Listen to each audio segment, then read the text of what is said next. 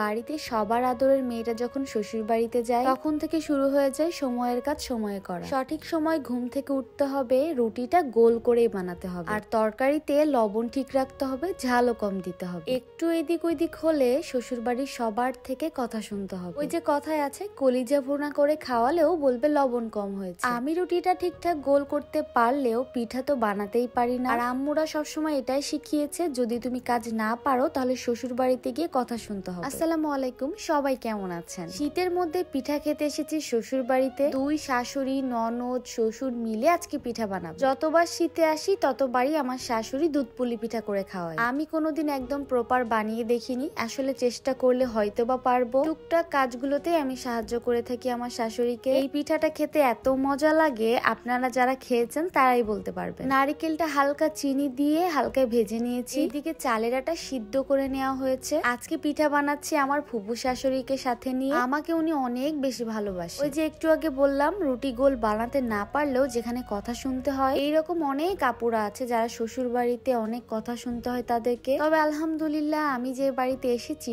সেখানে রুটি যদি বাঁকাও বানাই তাও তারা খেয়ে নিবে। আমি আমার বাড়িতে যেভাবে চলাফেরা করেছি, কথা বলেছি, হেসেছি, ঠিক সেখানে গেলেও আমি সেই রকমই করি। আমি সবসময় চেয়েছি আমার পরিবারটা ঠিক এইরকমই থাকবে। জানি না সামনে গিয়ে কি হবে, এই সময় আর পাবো কিনা। পুলি পিঠা আরো ছোট ছোট করে বানাতো আগে আমার শাশুড়ি, তবে আমি আসার পর থেকে একটু বড় সাইজ করে বানিয়ে নিই। রাউন্ড শেপের ছোট্ট একটা কোনো কিছু দিয়ে কেটে কেটে নিলে খুব সুন্দর হয়। আগে তো দেখতাম বড় বড় হাঁড়িতে করেই পিঠাগুলো বানাতো সবাই মিলে, তবে এখন আর সেই সময়টা নেই। আগের তুলনায় অনেক বদলে গেছে। যার যখন ইচ্ছা যে যতটুকু খায় ততটুকুই বানানো হয়। আমরা কালকের দিন সারাদিন খাবো, পরের দিন আবার নিয়েও যাব সাথে করে। একটু পরে আমার শ্বশুর বাজার থেকে চলে আসে, আর আব্বুকে বলেছি যে আব্বু আপনিও পিঠা বানাবেন। আমার শ্বশুর রান্না বান্না সবকিছুই পারে। দেশের বাইরে থাকতে তার নিজের কাজ নিজেই করতে হতো। আমি প্রায় সময় দেখেছি আমার শ্বশুর বাসায় যে কোনো তার কাজ হলে সে নিজেই করার চেষ্টা করে। এই ব্যাপারটা আসলে পলাশের মধ্যে নেই, এটা সবসময় আমাকেই করতে হয়। আমার সব থেকে একটা ভালো গুণ কি শুনবেন, আমি রুটি কিন্তু একদম পারফেক্ট গোলই করতে পারি। চালের আটা হলেও গোলই হবে, তবে চারি সাইড একটু ফেটে ফেটে যায়। তবে আলহামদুলিল্লাহ আমি কিভাবে যে ছোট থেকে এই গোল রুটি বানানো শিখে গিয়েছি নিজেও জানি না। আমাকে কখনো হাতে ধরে কোনো কাজ শিখানো লাগে না, আমি দেখলেই সেটা চেষ্টা করলেই পারি। আব্বু এইদিকে পিঠা বানিয়ে দেখাচ্ছে তারটা কেমন হয়েছে। আম্মু আবার নতুন ডিজাইনের একটা পিঠা বানিয়ে দেখাচ্ছিল যে আমরা আগে এরকমও বানিয়েছি। দেখতে দেখতে গল্প করতে করতে হাসতে হাসতে আমাদের পিঠা বানানো একদম রেডি। ভিডিওতে দেখে কম মনে হলো, পিঠা কিন্তু অনেকগুলা ছিল। এখন এই পিঠাগুলো খেজুরের গুড়ের যে সেরাটা করা হয়েছে সেখানে ডুবানো হবে।